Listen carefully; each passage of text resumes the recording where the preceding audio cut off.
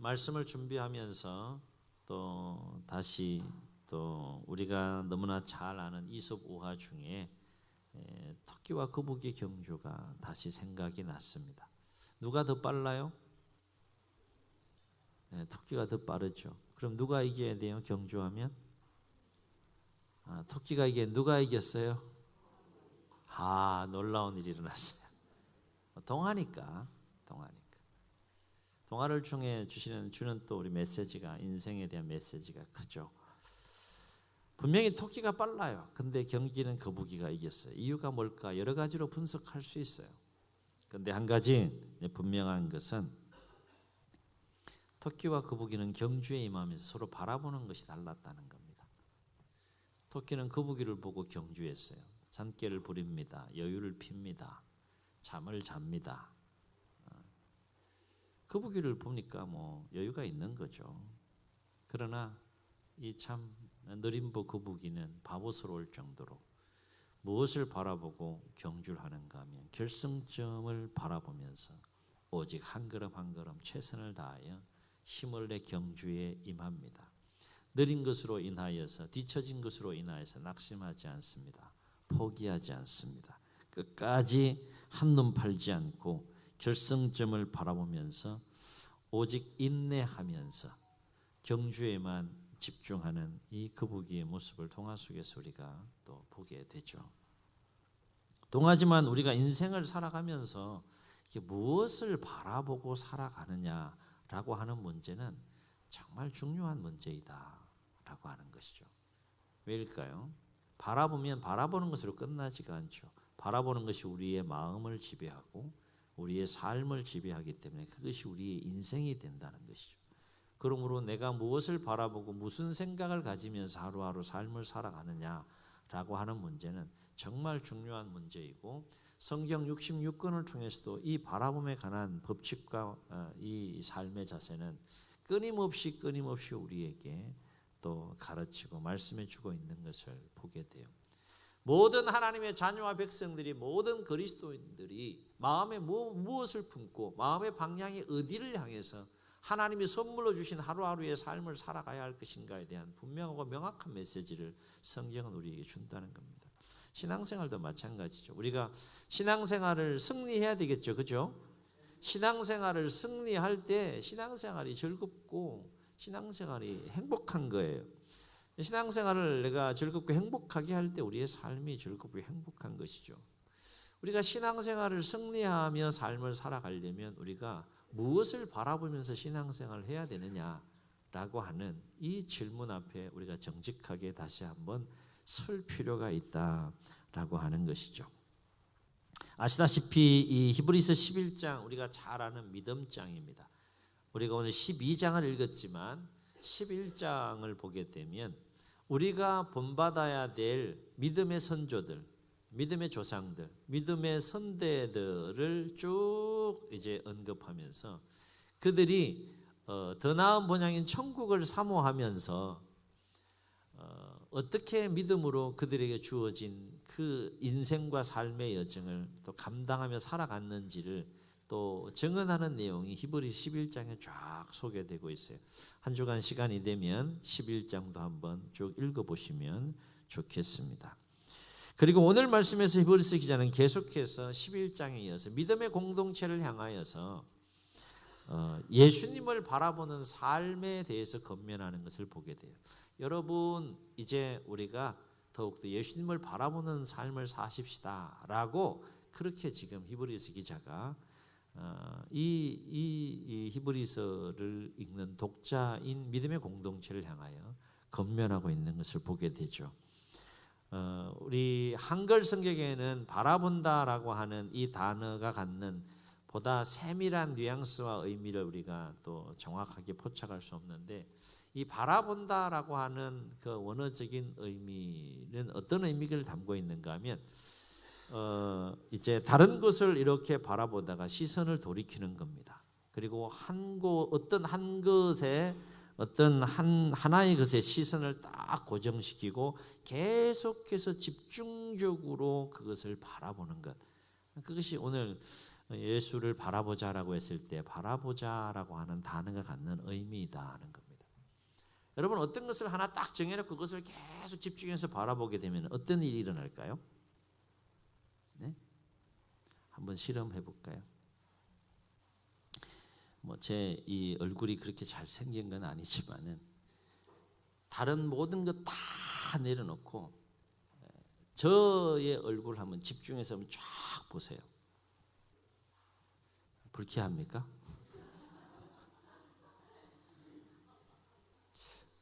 목표를 잘못 선정한 것 같아요. 이미 내뱉었으니까 어쩔 수는 없고.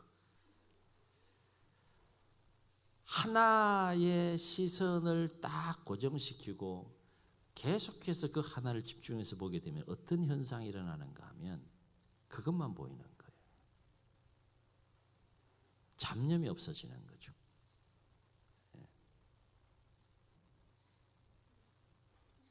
저를 보면 잡념이 생깁니까? 큰일 났네.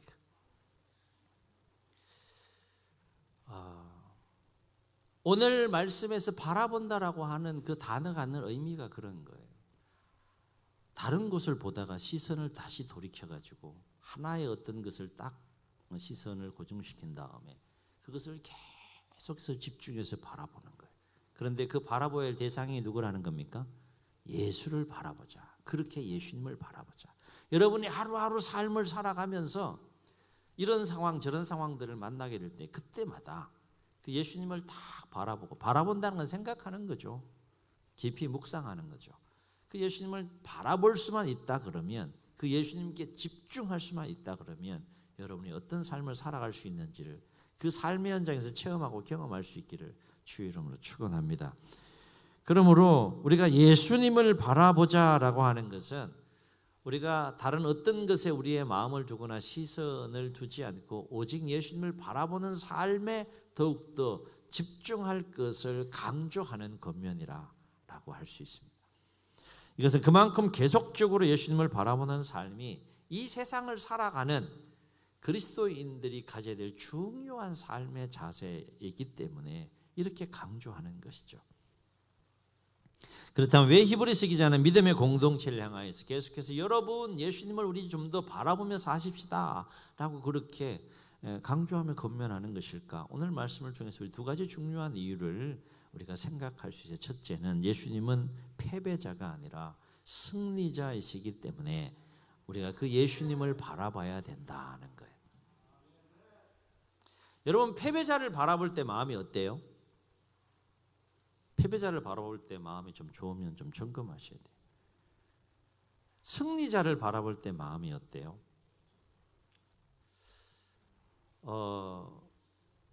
하나 예를 들자 그러면 올림픽에 각 국가대표 선수들이 나와서 각 종목별로 경기를 하지 않습니까?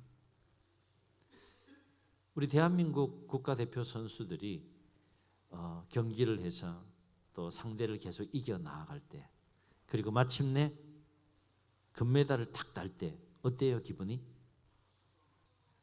막 화가 납니까? 내가 뛴 것도 아닌데 내가 금메달을 딴 것도 아닌데 마음이 어때요? 기쁜 거죠. 좋은 거죠. 같은 원리라는 거예요.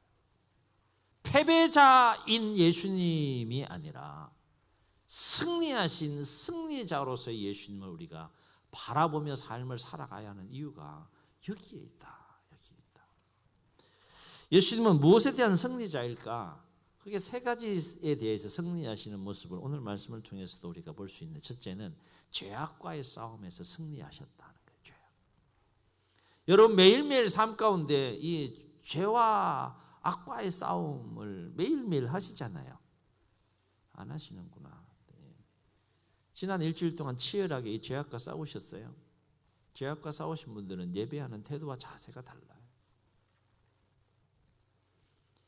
죄를 짓지 않기 위해 몸부림치고 싸워서 이기는 것이 쉬워요, 어려워요?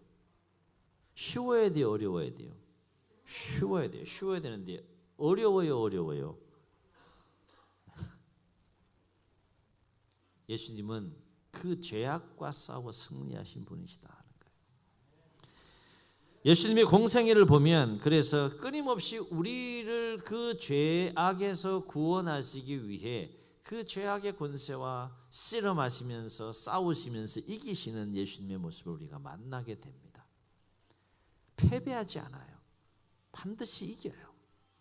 그래서 마태복음 1장을 보게 되면 이제 천사가 나타나서 예수님의 육신의 아버지인 요셉에게 앞으로 이제 아들을 낳게 될 텐데 이름을 누구라고 짓고 그 아들이 어떤 삶을 살게 된 것인지에 대해서 이제 알려주는 장면이 나오는데 마태복음 1장 21절에 보면 예수님과 관련하여 이렇게 말합니다. 아들을 낳으리니 이름을 예수라 하라. 이유는 이는 그가 자기 백성을 그들의 죄에서 구원할 자이심이라.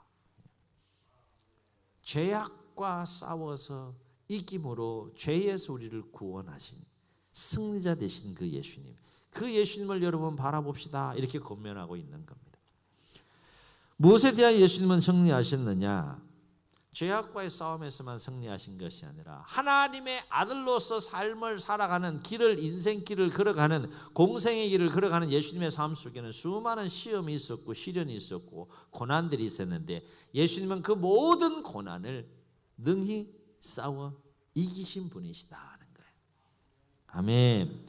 그래서 예수님은 말할 수 없는 고난의 십자가를 짊어지시면서 6시간 동안 십자가에서 그 못 박혀 있는 가운데 이제 숨을 거두기 전에 마지막 한마디 하신 것이 있어요. 마지막 하신 말이 뭔가 하면 요한복음 19장 30절에 보면 이렇게 증언합니다. 예수께서 신포도주를 받으신 후에 이르시되 다 이루었다 하시고 머리를 숙이니 영혼이 떠나가시니라 라고 했어요. 다 이루었다라고 말씀하셨어요. 그리고 이제 숨을 거두셨는데 얼핏 보면 패배한 것 같잖아요. 그렇죠? 물론 다 이루었다라고 하는 것은 인류를 구원하시기 위한, 죄와 사망의 권세에서 인류를 구원하시기 위해서 계획하신 하나님의 계획과 하나님의 뜻을 예수님께서 다 이루셨다라고 하는 고백이기도 하지만 아울러서 그 일을 이루어 가시는 일에 겪어야 했던 모든 고난을 다 이기셨다라고 하는 그 승리에 대한 선언이시기도 하시다는 거예요. 그것이 다 이루었다는 거예요. 그래서 오늘 말씀 3절을 보면 관련하여 히브리서 기자는 이렇게 권면하는 것을 보게 됩니다. 너희가 피곤하여 낙심하지 않기 위하여 죄인들이 이같이 자기에게 거역한 일을 참으신 일을 생각하라. 무슨 말입니까? 그리스도인으로 살면서 이 세상에 수많은 환난이 있고 핍박이 있고 또 대적의 역사들이 있겠지만 그러한 고난의 상황 속에서 누구를 생각하라는 거예요? 그 모든 것들을 능히 이겨내신 예수님을 깊이 생각하라는 거예요. 생각하라는 것은 달리 표현하면 바라보라는 것이죠. 또 예수님은 무엇을 이기는 분이시냐? 우리가 지난주에도 함께 예배했듯이 예수님은 모든 죽음의 권세와의 싸움에서 이기고 승리하신 분이시다. 아멘. 공생애 가운데 죽은 자를 그래서 살리시는 역사들이 일어나고 또 예수님 자신이 하나님의 권능 가운데 죽음의 권세를 이기시고 부활하시는 또 놀라운 역사가 성경 속에 또 증언되고 있음을 보게 됩니다. 그래서 이러한 죄악을 이기고 모든 고난을 이기고 죽음의 권세를 이기신 예수님은 제자들에게 요한복음 16장 33절에서 뭐라고 말씀하셨는가 하면 이렇게 말씀하셨어요. 세상에서는 너희가 환난을 당하나 담대하라. 한번 따라가시겠습니다. 내가 세상을 이기었노라. 이게 우리의 고백과 우리의 삶이 될 수 있기를 주의 이름으로 축원합니다. 예수님은 패배자로 살지 않았다는 거예요. 내가 세상을 이겼다. 예수님은 승리자로 삶을 사신 거예요. 무슨 말입니까? 예수님을 믿는 자들은 세상을 이기신 주님의 함께하심과 도우심 속에서 주님께서 세상을 이기셨던 것처럼 동일하게 죄악을 이기고 모든 고난을 이기고 그리고 또 모든 죽음의 권세를 이기며 승리하는 삶을 살기 때문에 어떤 상황을 맞이한다 할지라도 강하고 담대하라 라고 말씀하시는 예수님의 말씀입니다. 또 우리가 예수님을 바라봐야 하는 중요한 이유가 뭘까? 첫째는 이렇게 승리자이시기 때문에 예수님을 바라보는 것이지만 또 한 가지 중요한 이유를 오늘 말씀을 통해 히브리 기자는 우리에게 증언해 줍니다. 그것은 예수님은 믿음의 주가 되시고 우리의 믿음을 온전케 하시는 분이시기 때문에 예수님을 바라보자 하는 거예요. 아멘. 믿음의 주라고 하는 이 표현의 원어적인 의미는 뭔가 하면 예수님은 믿음을 만들어낸 창시자다라고 하는 뜻이에요. 믿음을 만들어낸 창시자.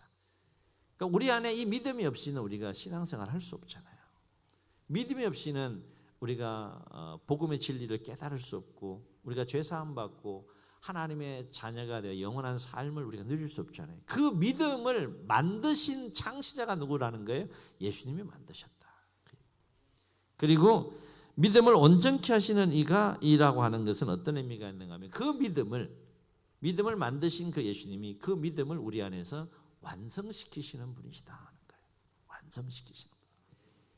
그러니까 예수님은 믿음을 만들어내신 분이시고 그 믿음을 우리 안에서 계속해서 충만하게 또 임하게 하심으로 말미암아 그 믿음이 온전하게 하시고 완전하게 하시는 분이 예수님이시다 하는 거예요. 그래서 원어에 보다 충실하게 표준세 번역은 이렇게 번역합니다. 믿음의 창시자요 완성자이신 예수를 바라봅시다. 공동 번역은 이렇게 번역합니다. 우리의 믿음의 근원이시며 완성자이신 예수만을 바라봅시다. 이렇게 번역해요. 보다 의미가 좀 더 선명하게 다가오죠. 이 말은 곧 우리가 예수님을 바라볼 때 우리 안에 무엇이 생긴다는 거예요? 뭐가 생긴다는 거예요? 믿음이 생긴다는 거예요. 믿음이. 예수님을 바라볼 때 믿음이 생기는 거예요. 바라볼 때. 그리고 예수님을 계속적으로 바라볼 때 그 믿음이 어떻게 된다는 거예요? 온전해지고 충만해지고 완전해진다는 거예요. 믿음이 부족한 가운데 삶을 살아가는 것과 믿음이 온전하고 충만한 가운데 삶을 살아가는 것 완전히 다릅니다. 완전히.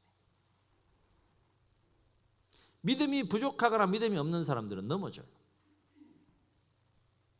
그러나 믿음이 굳건하고 충만하고 온전한 믿음을 향하여 나아가는 자들은 그 믿음으로 인해서 주님처럼 세상을 이기는 삶을 살게 되는 거죠. 자, 그렇다면 우리가 예수님을 바라볼 때 무슨 믿음이 생기느냐, 그리고 무슨 믿음이 온전해지느냐, 이거 알아야 될 거 아니에요. 네 가지 믿음이 생긴다. 네 가지 믿음이 생기고 네 가지 믿음이 더욱더 충만해지고 온전해진다. 이 네 가지 믿음이 우리 안에 더욱더 충만하게 온전해질 수 있는 은혜가 있기를 주의 이름으로 축원합니다. 첫째는 예수님을 바라보면 어떤 믿음이 생기느냐, 주님처럼 죄악과의 싸움에서 반드시 승리한다는 믿음이 생긴다는 거예요. 사람이 승리에 대한 분명히 믿음이 있을 때 이길 수 있는 거 아니겠어요? 그죠? 오늘 하루 나는 죄악과 싸움 패배할 거야. 그럼 지는 거예요. 싸워서 나는 반드시 이길 거야. 그럼 이기는 겁니다. 그 믿음이, 죄악과의 싸움에서 나는 반드시 이긴다는 믿음이 생긴다. 두 번째, 그리스도인으로서 하나님의 뜻 안에서 삶을 살아가는 일에 겪어야 될 모든 고난들이 있는데 그 모든 고난과의 싸움에서 나는 반드시 이긴다. 반드시 승리한다는 믿음이 생긴다는 거예요. 아멘. 고난을 이기지 못하면 우리의 삶은 공고하지만 이기면 승리하는 거예요. 승리할 때 우리의 기쁨이 있고 행복이 있는 거 아니겠어요?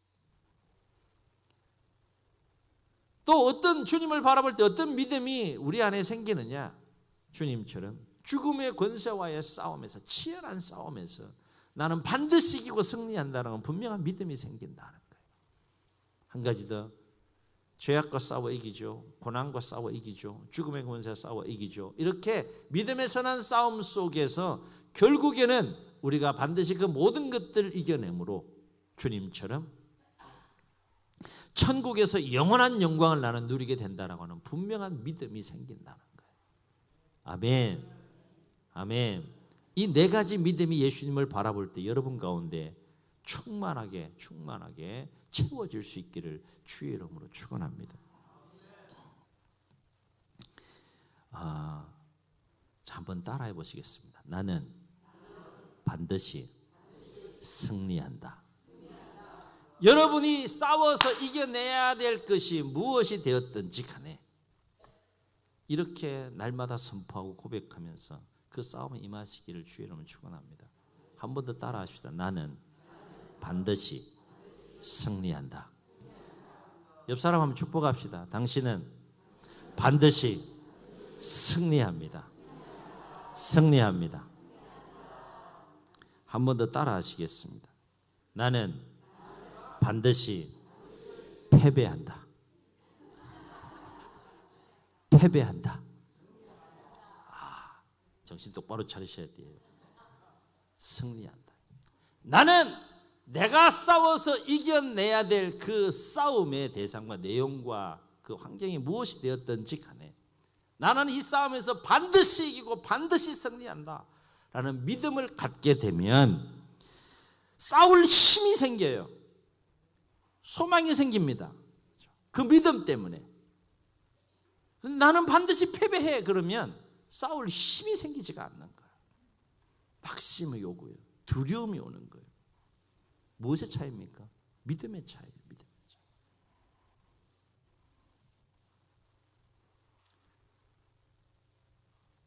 승리하신 주님을 바라보면 반드시 여러분은 이깁니다. 반드시 여러분은 승리합니다. 그 승리의 기쁨이 매일매일의 삶 가운데 우리 가운데 있어야 될 것이고 그 승리의 기쁨 가운데 우리 예배 현장을 향해 나올 때 그 예배가 어떻게 되겠냐. 패배자로 우리가 이 예배에 나오는 것이 아니라 치열한 싸움 가운데 주님과 함께 모든 싸움에서 앞서 언급한 모든 싸움에서 우리가 승리했을 때 승리자로 매주 이 성전에 나와 예배하는 기쁨과 감격이 우리 가운데 있기를 주의 이름으로 축원합니다. 그래서 히브리서 기자는 죄악을 이기고 모든 고난과 죽음의 권세를 이기신 그 주님의 최후의 모습이 어떠한지에 대해서 2절 하반절에서 이렇게 증언합니다. 그는 그 앞에 있는 기쁨을 위하여 십자가를 참으사 부끄러움을 개의치 아니하시더니 어떻게 되셨다고요? 하나님 보좌 우편에 앉으셨느니라. 아멘. 아멘. 무슨 말입니까? 주님께서 우리가 주님을 바라볼 때 주님께 주시는 믿음 안에서 우리가 모든 죄악, 모든 고난, 모든 죽음의 권세를 이기는 삶을 살아가게 되면 우리도 주님처럼 어떻게 된다는 거예요? 그 영원한 영광에 참여하게 된다는 거예요. 그 모습을 지금 예수님을 통해서 우리에게 바라보게 하는 모습을 보게 되는 것이죠. 그래서 히브리서 기자는 1절로 2절에서 이 죄악과 고난과 죽음의 권세가 충만한 이 세상 속에서 참된 그리스도인으로서 어떤 삶을 살아가야 하는지에 대해서 두 가지를 크게 권면하는데 하나는 뭡니까? 모든 무거운 것과 얽매이기 쉬운 죄를 벗어버리자. 얘기는 뭐예요? 매일매일 같이 예수님을 바라보면서 이 죄악과 치열한 싸움 속에 우리가 삶을 살아갑시다. 이 얘기예요. 죄와의 전쟁을 선포하는 겁니다. 악과의 전쟁을 선포하는 겁니다. 치열하게 그 죄악과 싸우는 하루하루의 삶을 우리가 살아갑시다. 그렇게 지금 첫 번째 권면하는 겁니다. 두 번째 뭘 권면해요? 인내로서 우리 앞에 당한 경주를 하자. 무슨 얘기예요? 우리 앞에 어떤 환난이 있고 그리스도인으로서 하나님의 자녀와 백성으로 삶을 살아가는 일에 어떤 어려움이 있다고 할지라도 주님께 주시는 그 승리에 대한 분명한 믿음 안에서 참고 인내하고 견디며 그 모든 고난과 우리가 치열하게 싸워 이기는 삶을 삽시다. 그 얘기를 지금 권면하고 있는 겁니다. 패배자를 바라보면 낙심과 절망이 밀려옵니다. 그러나 승리자를 바라보면 승리에 대한 분명한 믿음과 확신과 소망이 생깁니다. 바로 없기는 그리스도인으로서 우리의 삶의 여정에 어떤 죄악의 역사가 있고 어떤 고난의 역사가 있고 어떤 죽음의 권세의 역사가 있다 할지라도 그 모든 것들을 능히 이겨내신 주님을 바라보시고 또 그 모든 것들을 이길 수 있는 믿음을 우리에게 주시는 그 주님을 더 선명하게 집중하여 우리가 바라봄으로 우리 앞에 있는 모든 삶의 여정을 믿음으로 아름답게 또 승리하는 우리의 삶이 되시기를 예수님의 이름으로 축복합니다. 축원합니다. 우리 말씀을 기억하시면서 우리 함께 고백하시며 찬양하십니다.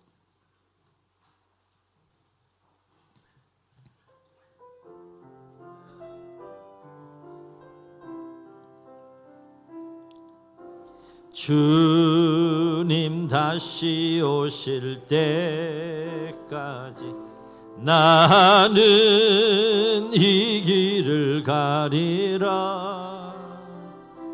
좁은 문 좁은 길 자의 십자가 지고 아멘 나의 가는 이 길 끝에서 나는 주님을 보리라 아멘 영광에 내 주님 나를 맞아 주시리 아멘 주님 다시 오실 때까지 나는 일어나 달려가리라 주의 영광 온 땅 덮을 때 나는 일어나 노래하리 내 사모하는 주님 온 세상 구주시라 내 사모하는 주님 영광의 왕이시라 저희 눈을 감으시고 우리 말씀을 기억하시면서 한번 통성으로 기도하시겠습니다. 우리 길의 여정에 죄악의 역사가 있습니다. 수많은 시련과 어려움과 고난의 역사들이 있습니다. 죽음의 권세가 충만하게 역사해 갑니다. 인생길 여정 한 걸음 한 걸음 걸어 나아가면서 이와 같은 상황들을 만났을 때 넘어져야 합니까? 주저앉아야 됩니까? 패배자로 살아야 됩니까? 낙심하고 절망해야 됩니까? 오늘 히브리서 기자는 우리에게 강력하게 권면합니다. 여러분 그 모든 상황 가운데 예수님을 바라보십시다. 여러분 그리스도인 여러분 하나님의 자녀와 백성된 여러분 모든 상황 속에서 예수님을 더욱더 바라보십시다 라고 권면합니다. 주님은 승리자이시기 때문에 믿음의 주여 믿음을 온전케 하시는 분이시기 때문에 그 예수님을 바라보면 주님이 승리하셨던 것처럼 우리도 그 모든 것에 승리하는 삶을 살게 될 줄로 믿습니다. 주여 우리 남은 생애를 살아가면서 패배자로 살지 않게 도와주시고 승리하신 주님을 바라보며 믿음의 선한 싸움 싸우며 주님 앞에 서는 그날까지 주 오실 그날까지 우리 모두 승리자로 남은 생을 아름답게 승리할 수 있도록 도와달라고 주님 세 번 부르시고 통성으로 기도합니다. 주여